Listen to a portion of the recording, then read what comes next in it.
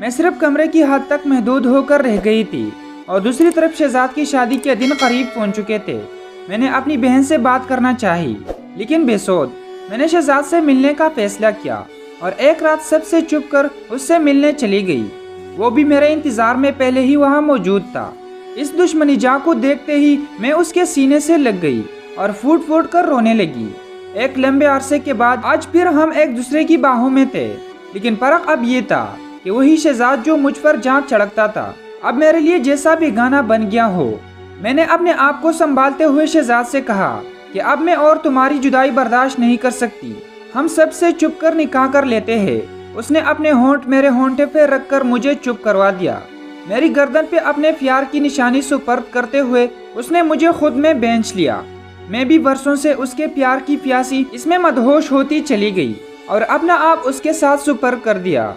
इस रात मैंने शहजाद को पा लिया और उसने मुझे, मैं तो जैसे अपने सारे गम ही बोल गई थी।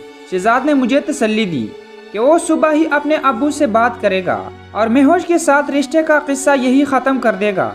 मैं उसकी बात सुनकर पुरसुकून हो गई और उसकी बाहों में झूम गई। फिर जल्दी से शहजाद ने मुझे मेरे घर छोड़ा, जो कि बिल्कुल साथ ही था, और वापस चला गया। मैं घर आई तो सब वैसे ही सो रहे थे।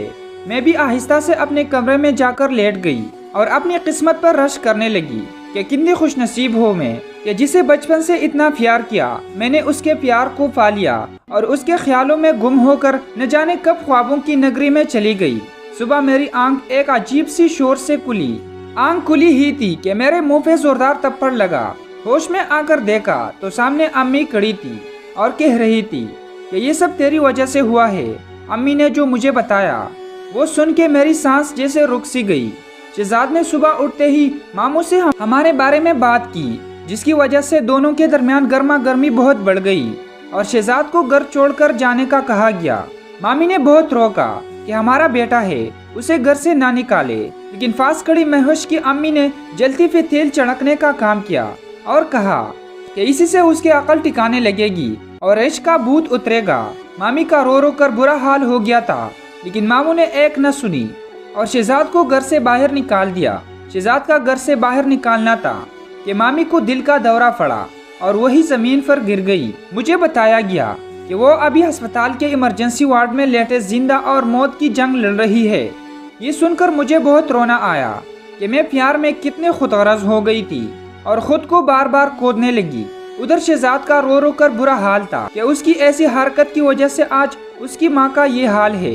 मामू शहजाद से नफरत कर गए थे और मुझसे मेरी अम्मी वो दिन मेरी जिंदगी में किसी अजाब से कम न थी। इन दिनों में मैंने बहुत बार शहजाद से राब्ता करने की कोशिश की, लेकिन उसने हर बार मुझे मायूसी दी और इन सब का कसूरवार मुझे ठहरा दिया, जबकि मैंने तो बस उसको और उसके प्यार को हमेशा मांगा था। लेकिन ये शायद मेरी ही बदनसीबी थी कि प्यार हासिल करते करते मैंने उसके नफरत अपने नाम कर ली। मैं नमाज पढ़ती और रोज मामी के लिए दुआ करती कि या रब मुझ पर करम कर और मेरी माँ को मुझसे राजी कर दे। नमाज ही बस मेरा मामूल बन गया था और मैं जाए नमाज पर पड़ी ही सारा दिन गुजार देती थी कि अचानक एक दिन अम्मी ने बताया कि मामी अब खतरे से बाहर है और डॉक्टर ने घर जाने की इजाज़त भी दे दी है। मैं वही रब के हुजूर सर बेसजूद हुई और शुक्र अदा करने लगी। मैंने अम्मी से अस्पताल जाने की जिद की, लेकिन उन्होंने मेरी एक न सुनी। आखिर मैंने इनको रो रो कर रब का वास्ता दिया और माफ़ी मांगी। आखिर माँ थी, कब तक बेटी को तड़पता देखती और मुझे अपने साथ अस्पताल ले गई। वहाँ पहुँचते ही मेरी पहली नज़र शहजाद पर पड़ी, जो मुझे देखते ही नफरत आंखों में लिए मुंह दूसरी तरफ कर गया। उसका ऐसा करना मेरे दिल को चीड़ गया, लेकिन खुद को संभालते हुए मैं मामी की तरफ बढ़ी और फूट फूट कर रोने लगी। मैंने अपने किए की माफ़ी मांगी। मामी ने मुझे गले से लगा लिया और मुझे माफ़ कर दिया।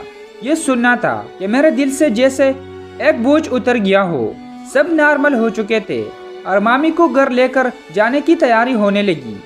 मैंने एक नज़र शहजाद की तरफ देखा, जो कि इन सब में अभी भी सिर्फ मुझे ही कसूरवार समझ बैठा था। लेकिन इन सब में मेरा क्या कसूर था, ये मैं आज तक जान न सकी कि जैसे शहजाद ने मुझसे मुंह फेरा है, क्या वो बस इतना ही प्यार और यकीन मुझ पर रखता था या शायद उसका दिल भर चुका था। दोस्तों, अगर वीडियो अच्छी लगी तो हमारी चैनल को सब्सक्राइब करें।